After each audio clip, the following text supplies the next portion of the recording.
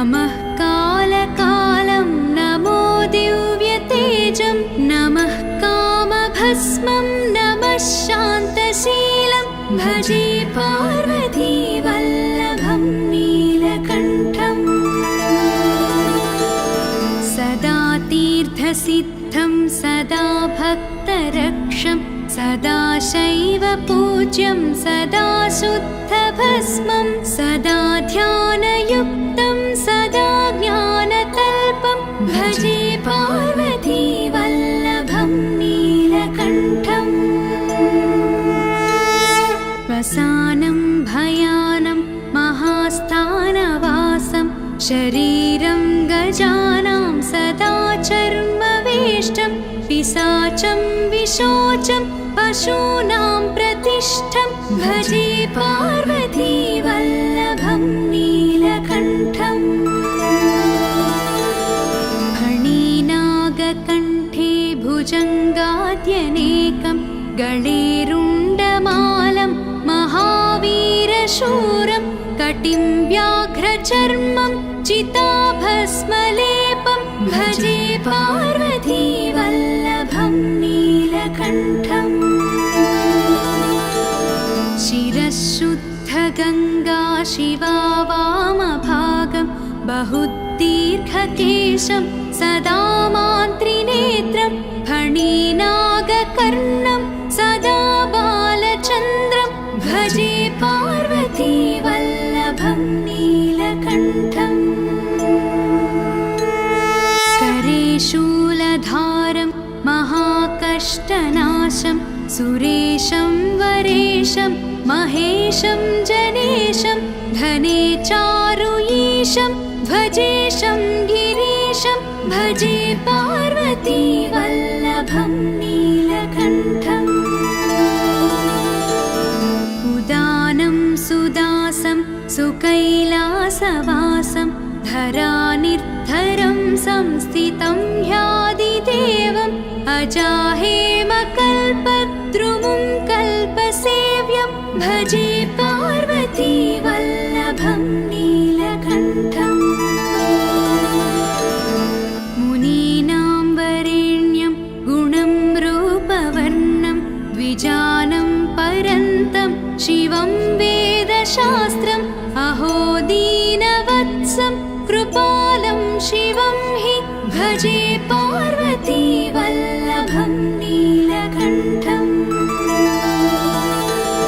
सदा भावनाथं सदा सेव्यमानं सदा भक्तिदेवं सदा पूज्यमानं मया तीर्थवासं सदा सेव्यमेकं भजे पार्वतीवल्लभं नीलकण्ठम् इति श्रीशङ्कर भगवतः कृता श्रीपार्वतीवल्लभ नीलकण्ठाष्टकं सम्पूर्णम्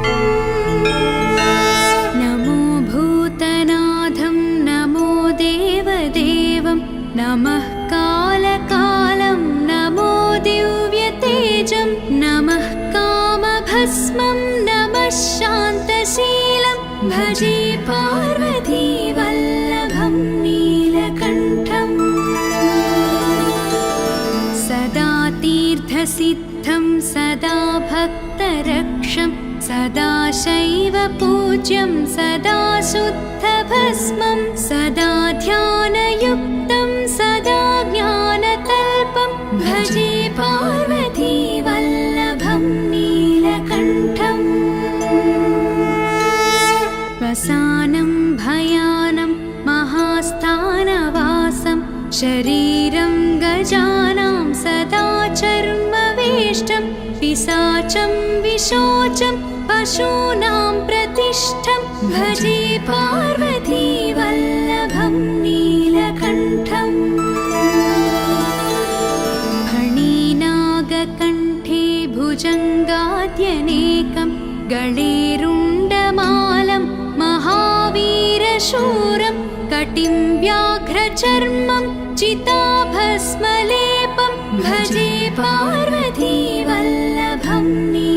नीलकण्ठम् शिरःशुद्धगङ्गा शिवा वामभागं बहुदीर्घकेशं सदा मान्त्रिनेत्रं फणिनागकर्णं सदा बालचन्द्रं भजे पार्वती वल्लभं नीलकण्ठम्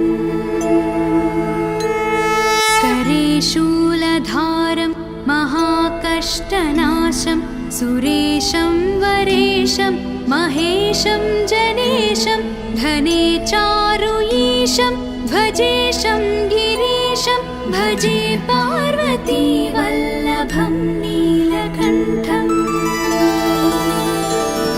उदानं सुदासं सुकैलासवासं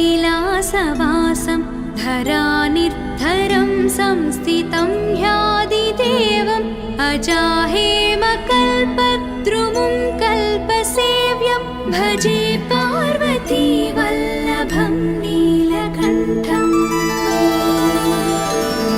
मुनीनां वरेण्यं गुणं रूपवर्णं द्विजानं परन्तं शिवं वेदशास्त्रम् अहो दीनवत्सं कृपालं शिवं हि भजे पार्वती वल्लभं नीलकण्ठम्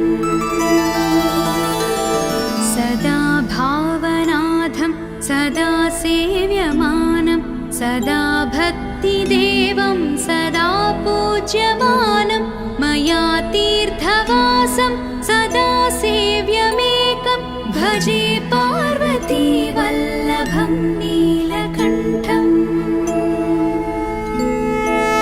इति श्रीशङ्कर भगवतः कृता श्रीपार्वती वल्लभ नीलकण्ठाष्टकं सम्पूर्णम् नमो भूतनाथं नमो देवदेवं नमः कालकालं नमो दिव्यतेजं नमः कामभस्मं नमः शान्तशीलं भजे पार्वती वल्लभं नीलकण्ठम् सदा तीर्थसिद्धं सदा भक्तरक्षं सदा शैवपूज्यं सदा शुद्धभस्मं सदा ध्यानयुक्तं सदा ज्ञानतल्पं भजे पार्वती वल्लभं नीलकण्ठम् वसानं भयानं महास्थानवासं शरीरं गजानां सदा चर्मवेष्टं पिशाचं विशोचं पशूनां प्रतिष्ठं भजे पार्वती वल्लभं नीलकण्ठम् फणिनागकण्ठे भुजङ्गाद्यनेकं गळेरुण्डमालं महावीरशूरं कटिं व्याघ्रचर्मं चिताभस्मलेपं भजे पार्वती वल्लभं नीलकण्ठम् शिरःशुद्धगङ्गा शिवा वामभागं बहुदीर्घकेशं सदा मान्त्रिनेत्रं फणिनागकर्णं सदा बालचन्द्रं भजे पार्वती वल्लभं नीलकण्ठम् करे शूलधारं महाकष्टनाशं सुरेशं वरेशं महेशं जनेशं धने चारुईशं ध्वजेशं गिरीशं भजे पार्वती वल्लभं नीलकण्ठम् उदानं सुदासं सुकैलासवासं धरानिर्धरं संस्थितं ह्यादिदेवम् अजाहेमकल्पद्रुमुं कल्पसेव्यं भजे पार्वती वल्लभं नीलकण्ठम् मुनीनां वरेण्यं गुणं रूपवर्णं द्विजानं परन्तं शिवं वेदशास्त्रम्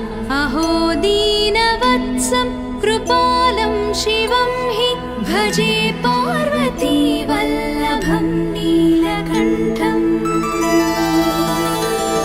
सदा भावनाथं सदा सेव्यमानं सदा भक्तिदेवं सदा पूज्यमानं मया तीर्थवासं सदा सेव्यमेकं भजे पार्वती वल्लभं नीलकण्ठम् इति श्रीशङ्कर भगवतः कृता श्रीपार्वती वल्लभ नीलकण्ठाष्टकं सम्पूर्णम् नमो भूतनाथं नमो देवदेवं नमः कालकालं नमो दिव्यतेजं नमः कामभस्मं नमः शान्तशीलं भजे पार्वती वल्लभं नीलकण्ठम् सदा तीर्थसिद्धं सदा भक्तरक्षं सदा शैवपूज्यं सदा शुद्धभस्मं सदा ध्यानयुक्तं सदा ज्ञानतल्पं भजे पार्वती वल्लभं नीलकण्ठम् वसानं भयानं महास्थानवासं शरीरं गजानां सदा चर्मवेष्टं पिशाचं विशोचं पशूनां प्रतिष्ठं भजे पार्वती वल्लभं नीलकण्ठम् फणिनागकण्ठे भुजङ्गाद्यनेकं गळेरुण्डमालं महावीरशूरं कटिं व्याघ्रचर्मं चिताभस्मलेपं भजे पार्वती वल्लभं नीलकण्ठम् शिरःशुद्धगङ्गा शिवा वामभागं बहुदीर्घकेशं सदा मान्त्रिनेत्रं फणिनागकर्णं सदा बालचन्द्रं भजे पार्वती वल्लभं नीलकण्ठम् करे शूलधारं महाकष्टनाशं सुरेशं वरेशं महेशं जनेशं धने चारुईशं ध्वजेशं गिरीशं भजे पार्वती वल्लभं नीलकण्ठम् उदानं सुदासं सुकैलासवासं धरानिर्धरं संस्थितं ह्यादिदेवम् अजाहेमकल्पद्रुमुं कल्पसेव्यं भजे पार्वती वल्लभं नीलकण्ठम् मुनीनां वरेण्यं गुणं रूपवर्णं द्विजानं परन्तं शिवं वेदशास्त्रम् अहो दीनवत्सं कृपालं शिवं हि भजे पार्वती वल्लभं नीलकण्ठम् सदा भावनाथं सदा सेव्यमानं सदा भक्तिदेवं सदा पूज्यमानं मया तीर्थवासं सदा सेव्यमेकं भजे पार्वती वल्लभं नीलकण्ठम्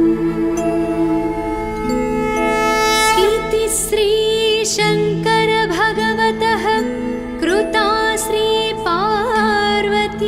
वल्लभ नीलकण्ठाष्टकं सम्पूर्णम् नमो भूतनाथं नमो देवदेवं नमः कालकालं नमो दिव्यतेजं नमः कामभस्मं नमः शान्तशीलं भजे पार्वती वल्लभं नीलकण्ठम् सदा तीर्थसिद्धं सदा भक्तरक्षं सदा शैवपूज्यं सदा शुद्धभस्मं सदा ध्यानयुक्तं सदा ज्ञानतल्पं भजे पार्वतीवल्लभं नीलकण्ठम् वसानं भयानं महास्थानवासं शरीरं गजानां सदा चर्मवेष्टं पिशाचं विशोचं पशूनां प्रतिष्ठं भजे पार्वतीवल्लभं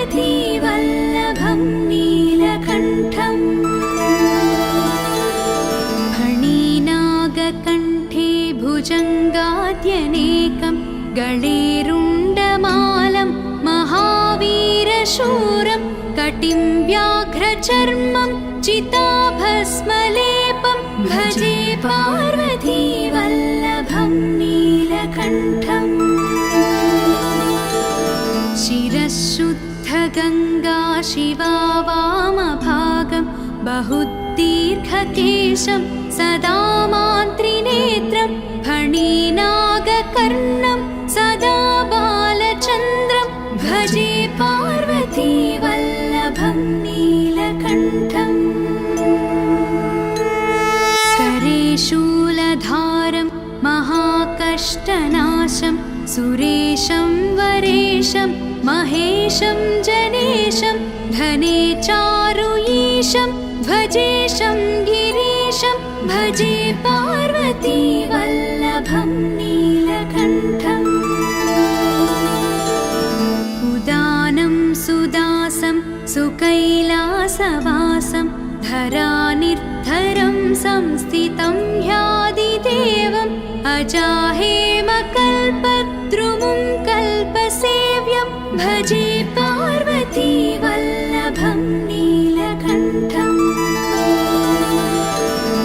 मुनीनां वरेण्यं गुणं रूपवर्णं द्विजानं परन्तं शिवं वेदशास्त्रम् अहो दीनवत्सं कृपालं शिवं हि भजे पार्वतीवल्लभं नीलकण्ठम्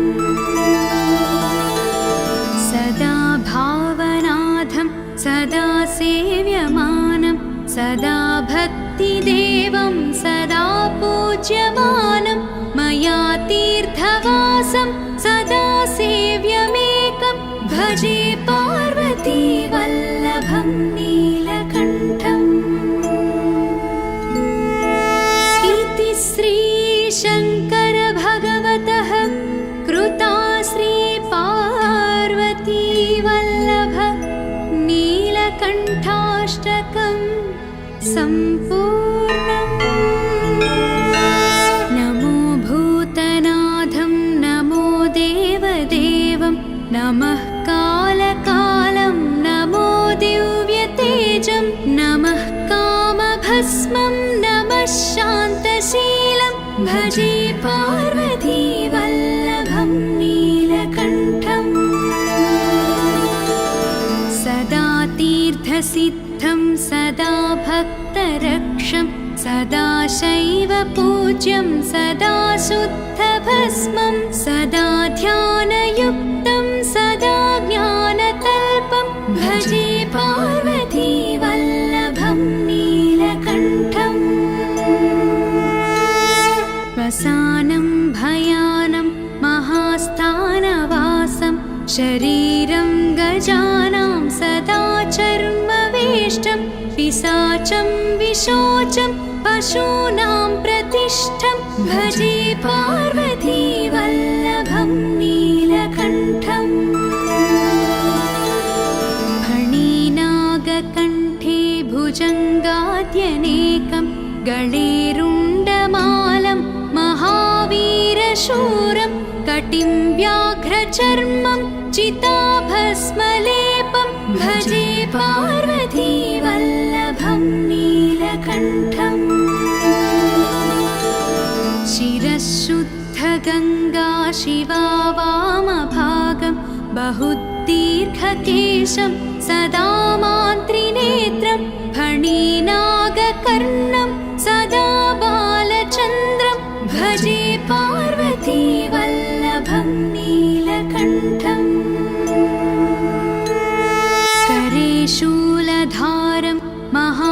महाकष्टनाशं सुरेशं वरेशं महेशं जनेशं धने चारुईशं भजेशं गिरीशं भजे पार्वती वल्लभं नीलकण्ठम् उदानं सुदासं सुकैलासवासं धरानिर्धरं संस्थितं ह्यादिदेवम् अजाहेमकल्पद्रुमुं कल्पसेव्यं भजे पार्वती वल्लभं नीलकण्ठम् मुनीनां वरेण्यं गुणं रूपवर्णं द्विजानं परन्तं शिवं वेदशास्त्रम् अहो दीनवत्सं कृपालं शिवं हि भजे पार्वती वल्लभं नीलकण्ठम् सदा भावनाथं सदा सेव्यमानं सदा भक्तिदेवं सदा पूज्यमानं मया तीर्थवासं सदा सेव्यमेकं भजे पार्वती वल्लभं नीलकण्ठम् इति श्रीशङ्कर भगवतः कृता श्रीपार्वती वल्लभ नीलकण्ठाष्टकं सम्पूर्णम् नमो भूतनाथं नमो देवदेवं नमः कालकालं नमो दिव्यतेजं नमः कामभस्मं नमः शान्तशीलं भजे पार्वती वल्लभं नीलकण्ठम् सदा तीर्थसिद्धं सदा भक्तरक्षं सदा शैवपूज्यं सदा शुद्धभस्मं सदा ध्यानयुक्तं सदा ज्ञानतल्पं भजे पार्वती वल्लभं नीलकण्ठम् वसानं भयानं महास्थानवासं शरीरं गजानां सदा चर्मवेष्टं पिशाचं विशोचं पशूनां प्रतिष्ठं भजे पार्वती वल्लभं नीलकण्ठम् फणिनागकण्ठे भुजङ्गाद्यनेकं गळेरुण्डमालं महावीरशूरं कटिं व्याघ्रचर्मं चिताभस्मलेपं भजे पार्वती वल्लभं नीलकण्ठम् शिरःशुद्धगङ्गा शिवा वामभागं बहुदीर्घकेशं सदा मान्त्रिनेत्रं फणिनागकर्णं सदा बालचन्द्रं भजे पार्वती वल्लभं नीलकण्ठम् करे शूलधारं महाकष्टनाशं सुरेशं वरेशं महेशं जनेशं धने चारुईशं भजेशं गिरीशं भजे पार्वती वल्लभं नीलकण्ठम् उदानं सुदासं सुकैलासवासं धरानिर्धरं संस्थितं ह्यादिदेवम् अजाहेमकल्पद्रुमुं कल्पसेव्यं भजे पार्वती वल्लभं नीलकण्ठम् मुनीनां वरेण्यं गुणं रूपवर्णं द्विजानं परन्तं शिवं वेदशास्त्रम् अहो दीनवत्सं कृपालं शिवं हि भजे पार्वती वल्लभं नीलकण्ठम् सदा भावनाथं सदा सेव्यमानं सदा भक्तिदेवं सदा पूज्यमानं मया तीर्थवासं सदा सेव्यमेकं भजे पार्वती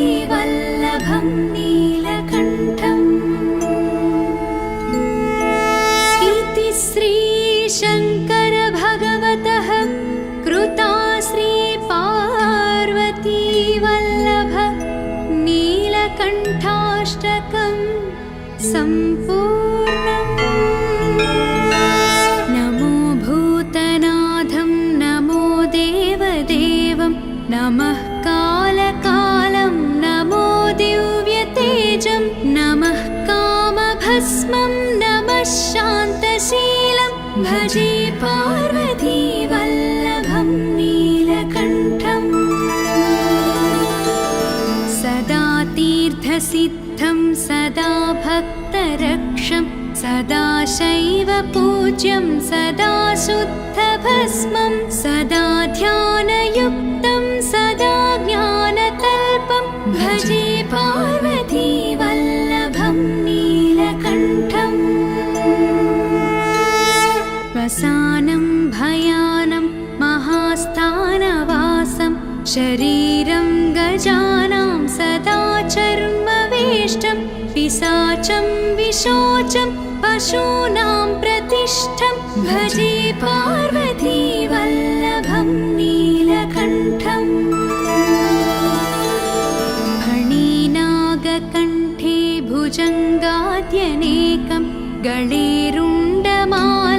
महावीरशूरं कटिं व्याघ्रचर्मं चिताभस्मलेपं भजे पार्वतीवल्लभं नीलकण्ठम्। शिरःशुद्धगङ्गा शिवा वामभागं बहुदीर्घकेशं सदा मान्त्रिनेत्रं फणिनागकर्णं सदा बालचन्द्रं भजे पार्वतीवल्लभं नीलकण्ठम्। करे शूलधारं महाकष्टनाशं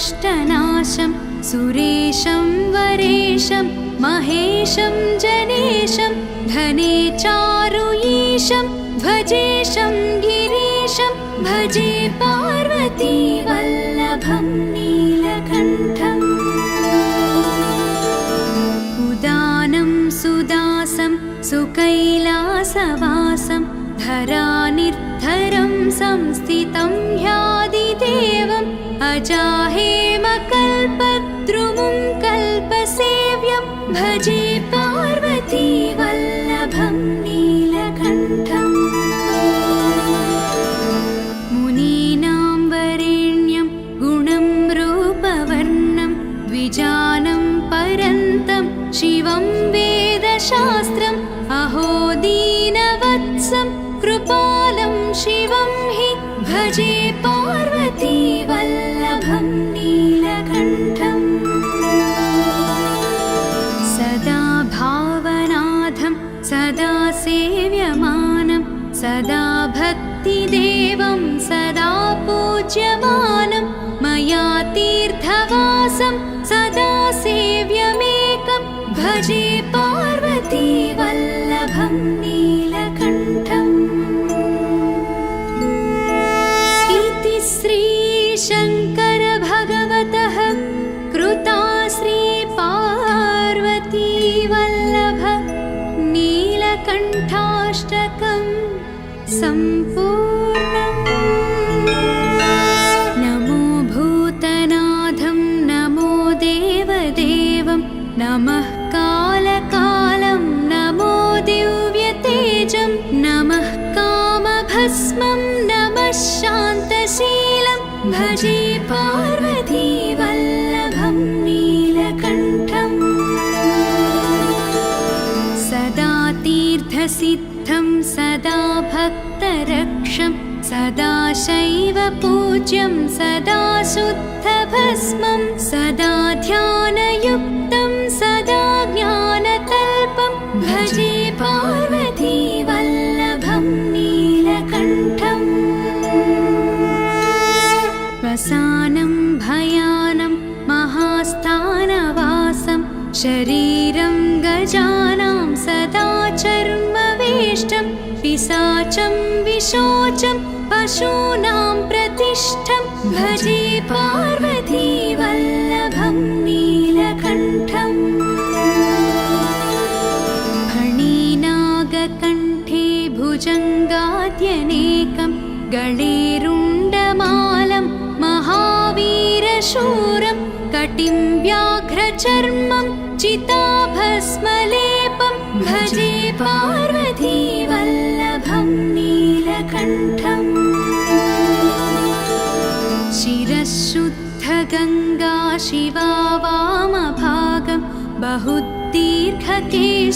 सदा मान्त्रिनेत्रं फणिनागकर्णं सदा बालचन्द्रं भजे पार्वतीवल्लभं नीलकण्ठम् करे शूलधारं महाकष्टनाशं सुरेशं वरेशं महेशं जनेशं धने चारुईशं ध्वजेशं गिरीशं भजे पार्वतीवल्लभं नीलकण्ठम् उदानं सुदासं सुकैलासवासं धरानिर्धरं संस्थितं ह्यादिदेवम् अजाहेमकल्पद्रुमुं कल्पसेव्यं भजे पार्वतीवल्लभं नीलकण्ठम् मुनीनां वरेण्यं गुणं रूपवर्णं द्विजानं परन्तं शिवं वेदशास्त्रम् अहो दीनवत्सं कृपालं शिवं हि भजे पार्वतीवल्लभं नीलकण्ठम् सदा भावनाथं सदा सेव्यमानं सदा भक्तिदेवं सदा पूज्यमानं मया तीर्थवासं सदा सेव्यमेकं भजे पार्वतीवल्लभं नीलकण्ठम् इति श्रीशङ्कर भगवतः कृता श्रीपार्वतीवल्लभ नीलकण्ठाष्टकं सम्पूर्णम् नमो भूतनाथं नमो देवदेवं नमः कालकालं नमो दिव्यतेजं नमः कामभस्मं नमः शान्तशीलं भजे पार्वतीवल्लभं नीलकण्ठम् सदा तीर्थसिद्धं सदा भक्तरक्षं सदा शैवपूज्यं सदा शुद्धभस्मं सदा ध्यानयुक्तं सदा ज्ञानतल्पं भजे पार्वतीवल्लभं नीलकण्ठम्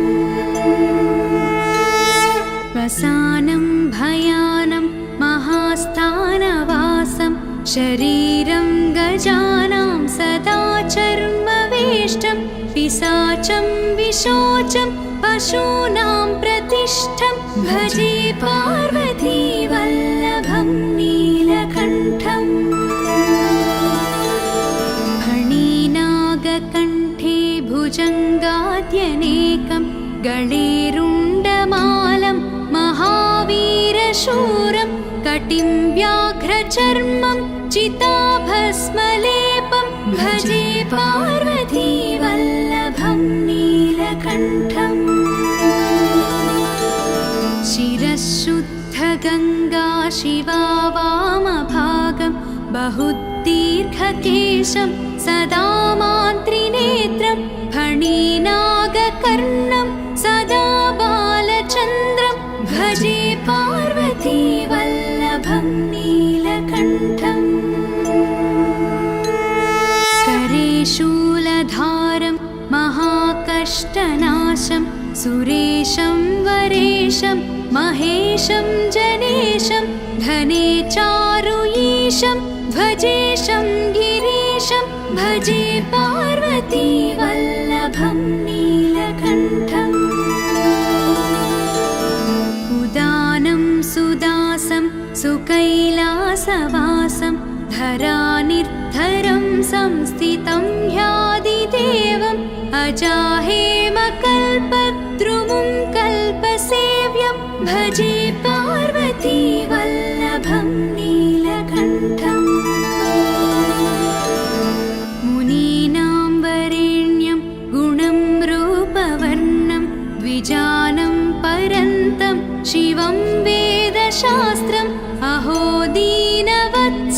कृपालं शिवं हि भजे पार्वतीवल्लभं नीलकण्ठम् सदा भावनाथं सदा सेव्यमानं सदा भक्तिदेवं सदा पूज्यमानं मया तीर्थवासं सदा सेव्यमेकं भजे पार्वतीवल्लभं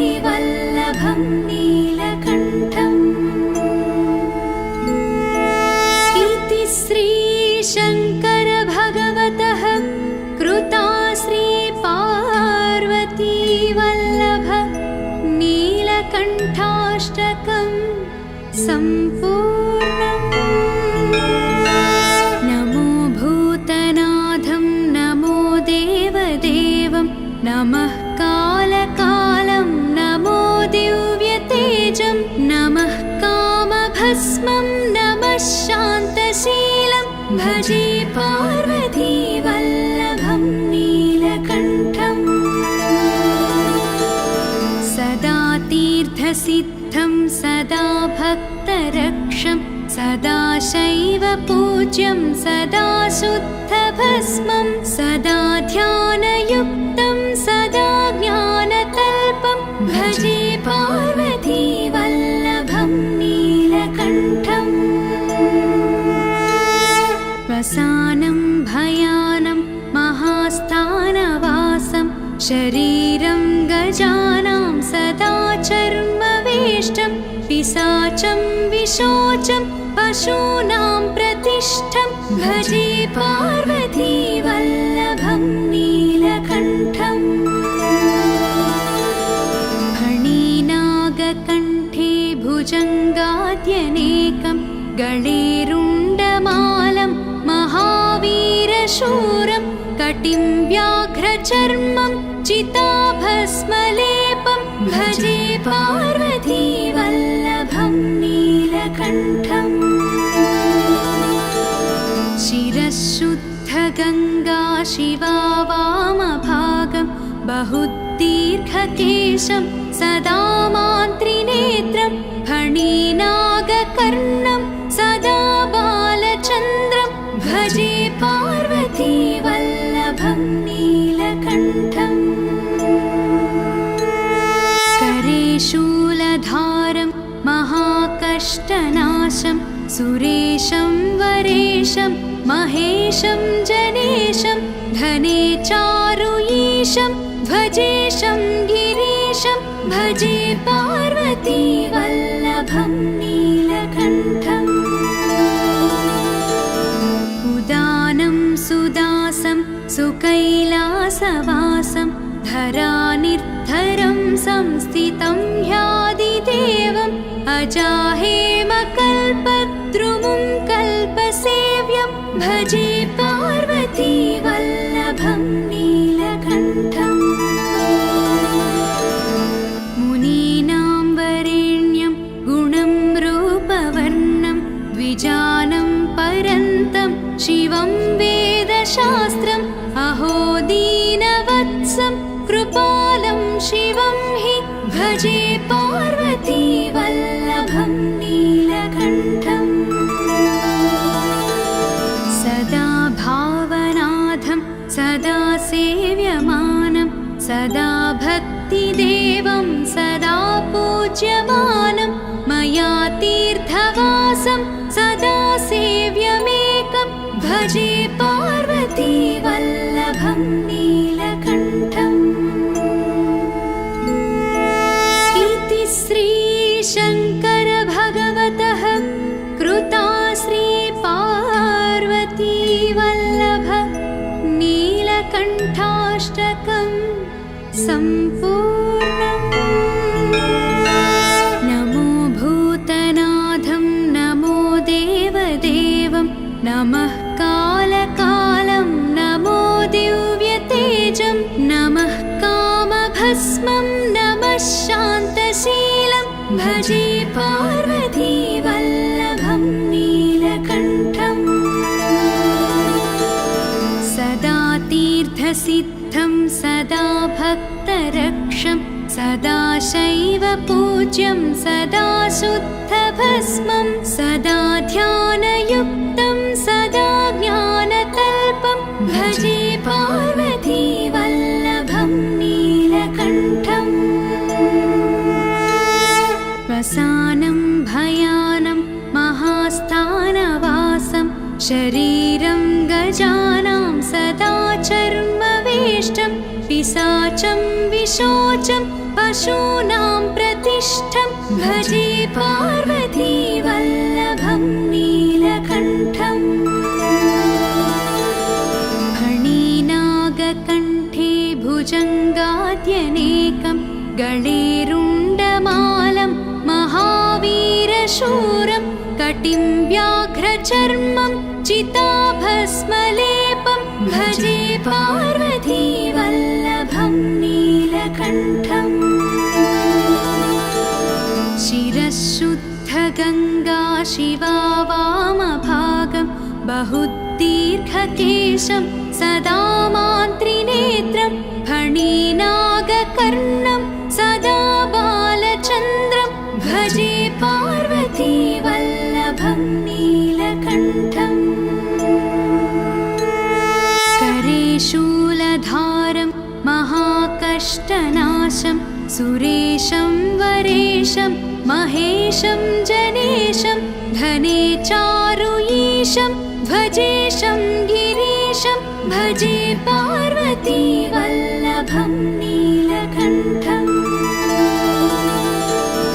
उदानं सुदासं सुकैलासवासं धरानिर्धरं संस्थितं ह्यादिदेवम् अजाहेमकल्पद्रुमुं कल्पसेव्यं भजे पार्वतीवल्लभं नीलकण्ठम्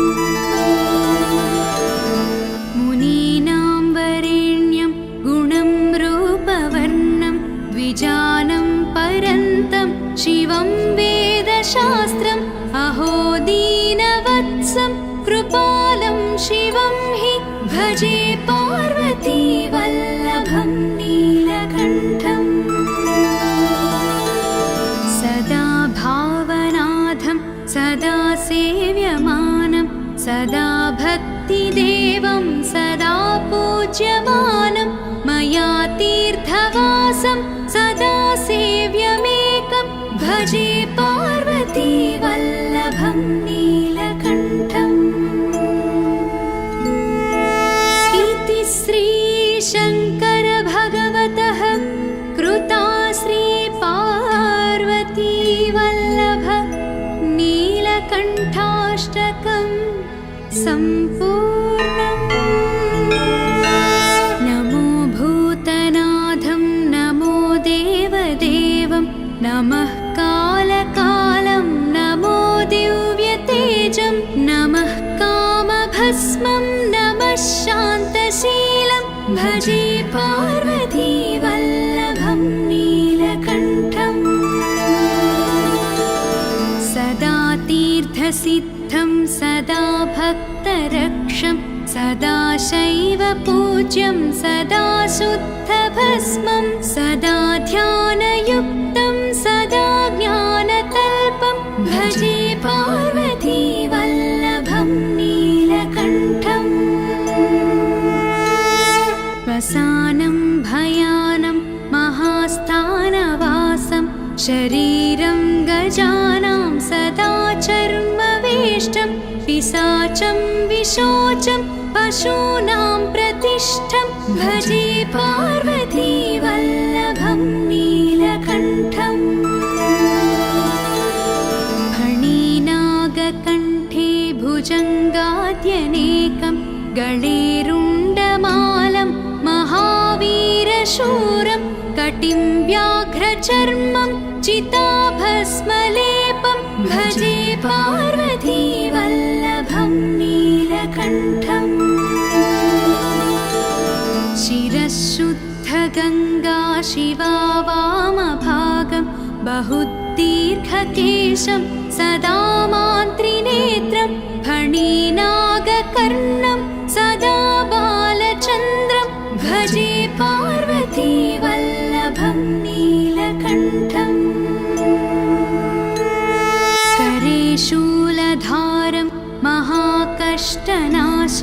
सुरेशं वरेशं महेशं जनेशं धने चारुईशं ध्वजेशं गिरीशं भजे पार्वती वल्लभं नीलकण्ठम् उदानं सुदासं सुकैलासवासं धरानिर्धरं संस्थितं ह्यादिदेवम् अजाहेमकल्पद्रुमुं कल्पसेव्यं भजे पार्वती वल्लभं नीलकण्ठम् मुनीनां वरेण्यं गुणं रूपवर्णं द्विजानं परन्तं शिवं वेदशास्त्रम् अहो दीनवत्सं कृपालं शिवं हि भजे पार्वती वल्लभं नीलकण्ठम् सदा भावनाथं सदा सेव्यमानं सदा भक्तिदेवं सदा पूज्यमानं मया तीर्थवासं सदा सेव्यमेकं भजे पार्वती वल्लभं नीलकण्ठम् इति श्रीशङ्कर भगवतः कृता श्रीपार्वती वल्लभ नीलकण्ठाष्टकं सम्पूर्णम् नमो भूतनाथं नमो देवदेवं नमः कालकालं नमो दिव्यतेजं नमः कामभस्मं नमः शान्तशीलं भजे पार्वती वल्लभं नीलकण्ठम् सदा तीर्थसिद्धं सदा भक्तरक्षं सदा शैवपूज्यं सदा शुद्धभस्मं सदा ध्यानयुक्तं सदा ज्ञानतल्पं भजे पार्वती वल्लभं नीलकण्ठम् वसानं भयानं महास्थानवासं शरीरं गजानां सदा चर्मवेष्टं पिशाचं विशोचं पशूनां प्रतिष्ठं भजे पार्वती वल्लभं नीलकण्ठम् फणिनागकण्ठे भुजङ्गाद्यनेकं गळेरुण्डमालं महावीरशूरं कटिं व्याघ्रचर्मं चिताभस्मलेपं भजे पार्वती वल्लभं नीलकण्ठम् शिरःशुद्धगङ्गा शिवा वामभागं बहुदीर्घकेशं सदा मान्त्रिनेत्रं फणिनागकर्णं सदा बालचन्द्रं भजे पार्वती वल्लभं नीलकण्ठम् करे शूलधारं महाकष्टनाशं सुरेशं वरेशं महेशं जनेशं धने चारुईशं ध्वजेशं गिरीशं भजे पार्वती वल्लभं नीलकण्ठम्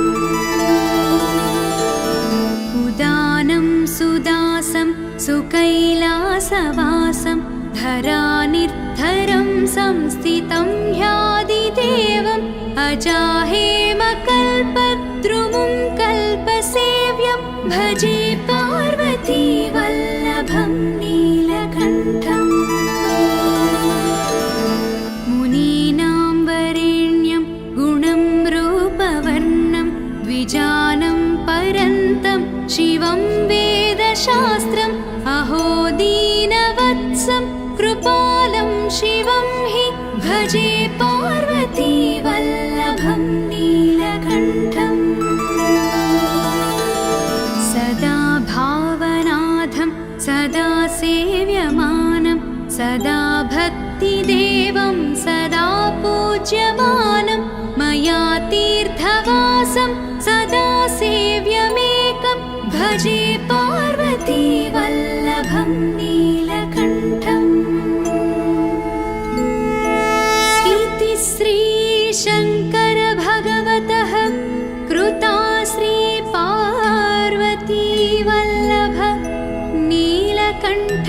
कण्ठेन्दुमणिकण्ठाष्टकं सम्पूर्णम्। नमो भूतनाथं नमो देवदेवं नमः कालकालं नमो दिव्यतेजं नमः कामभस्मं नमः शान्तशीलं भजे पार्वतीवल्लभं नीलकण्ठम्। सदा तीर्थसिद्धं सदा भक्तरक्षं सदा शैवपूज्यं सदा शुद्धभस्मं सदा ध्यानयुक्तं सदा ज्ञानतल्पं भजे पार्वतीवल्लभं नीलकण्ठम्। वसानं भयानं महास्थानवासं शरीरं गजानां सदा चर्मवेष्टं पिशाचं विशोचं पशूनां प्रतिष्ठं भजे पार्वतीवल्लभं नीलकण्ठम्। फणिनागकण्ठे भुजङ्गाद्यनेकं गळेरुण्डमालं महावीरशूरं कटिं व्याघ्रचर्मं चिताभस्मलेपं भजे पार्वतीवल्लभं नीलकण्ठम्। शिरःशुद्धगङ्गा शिवा वामभागं बहुदीर्घकेशं सदा मान्त्रिनेत्रं फणिनागकर्णं सदा बालचन्द्रं भजे पार्वतीवल्लभं नीलकण्ठम्।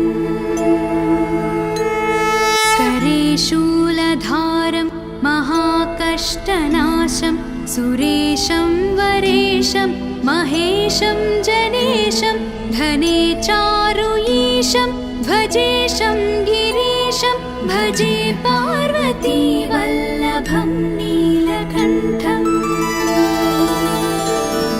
उदानं सुदासं सुकैलासवासं धरानिर्धरं संस्थितं ह्यादिदेवम् अजाहेमकल्पद्रुमुं कल्पसेव्यं भजे पार्वतीवल्लभं नीलकण्ठम्। मुनीनां वरेण्यं गुणं रूपवर्णं द्विजानं परन्तं शिवं वेदशास्त्रम् अहो दीनवत्सं कृपालं शिवं हि भजे पार्वतीवल्लभं नीलकण्ठम्। सदा भावनाथं सदा सेव्यमानं सदा भक्तिदेवं सदा पूज्यमानं मया तीर्थवासं सदा सेव्यमेकं भजे पार्वतीवल्लभं नीलकण्ठम्। इति श्रीशङ्करभगवतः कृता श्रीपार्वतीवल्लभ नीलकण्ठाष्टकं सम्पूर्णम्। नमो भूतनाथं नमो देवदेवं नमः कालकालं नमो दिव्यतेजं नमः कामभस्मं नमः शान्तशीलं भजे पार्वतीवल्लभं नीलकण्ठम्। सदा तीर्थसिद्धं सदा भक्तरक्षं सदा शैवपूज्यं सदा शुद्धभस्मं सदा ध्यानयुक्तं सदा ज्ञानतल्पं भजे पार्वतीवल्लभं नीलकण्ठम्। वसानं भयानं महास्थानवासं शरीरं गजानां सदा चर्मवेष्टं पिशाचं विशोचं पशूनां प्रतिष्ठं भजे पार्वतीवल्लभं नीलकण्ठम्। फणिनागकण्ठे भुजङ्गाद्यनेकं गळेरुण्डमालं महावीरशूरं कटिं व्याघ्रचर्मं चिताभस्मलेपं भजे पार्वतीवल्लभं नीलकण्ठम् शिरःशुद्धगङ्गा शिवा वामभागं बहुदीर्घकेशं सदा मान्त्रिनेत्रं फणिनागकर्णं सदा बालचन्द्रं भजे पार्वतीवल्लभं नीलकण्ठम् करे शूलधारं महाकष्टनाशं सुरेशं वरेशं महेशं जनेशं धने चारुईशं ध्वजेशं गिरीशं भजे पार्वतीवल्लभं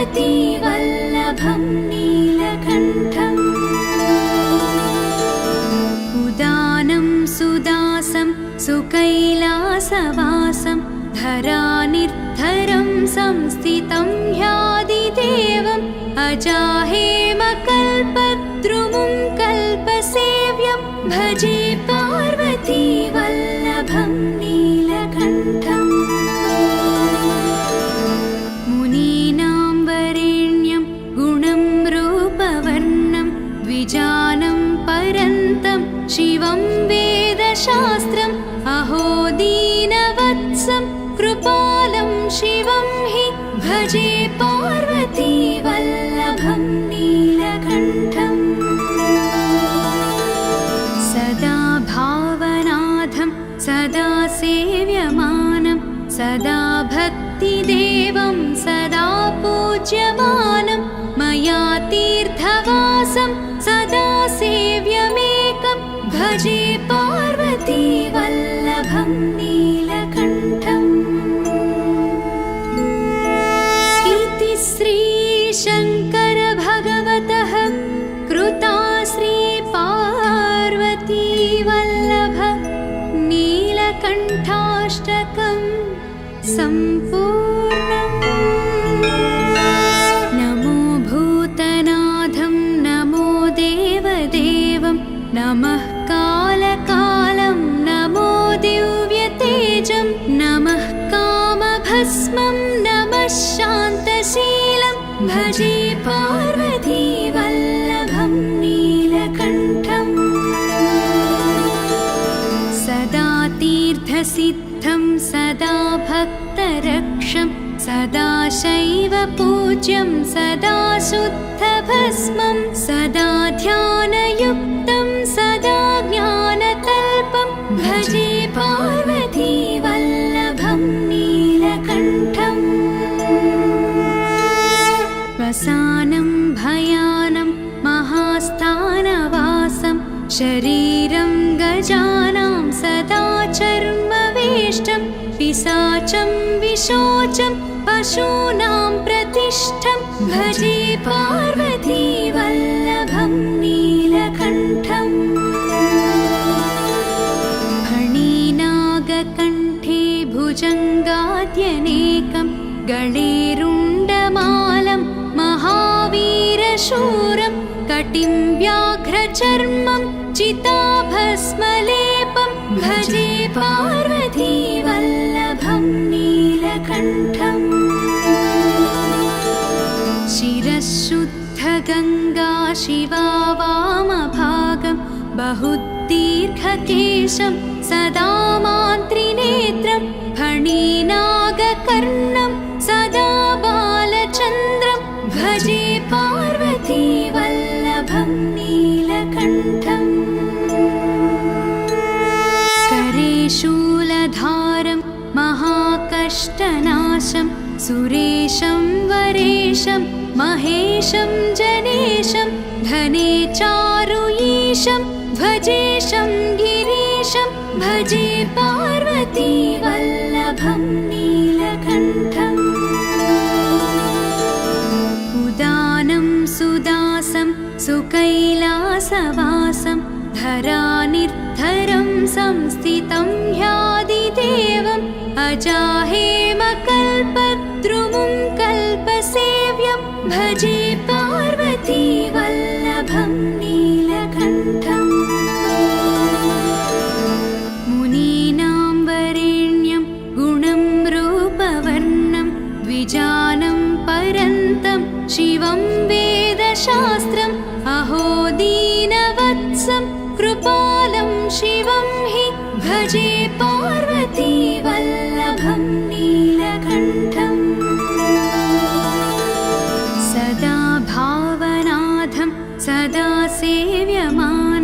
सदा भक्तिदेवं सदा पूज्यमानं मया तीर्थवासं सदा सेव्यमेकं भजे पार्वती वल्लभं नीलकण्ठम् इति श्रीशङ्कर भगवतः कृता श्रीपार्वती वल्लभ नीलकण्ठाष्टकं सम्पूर्णम्।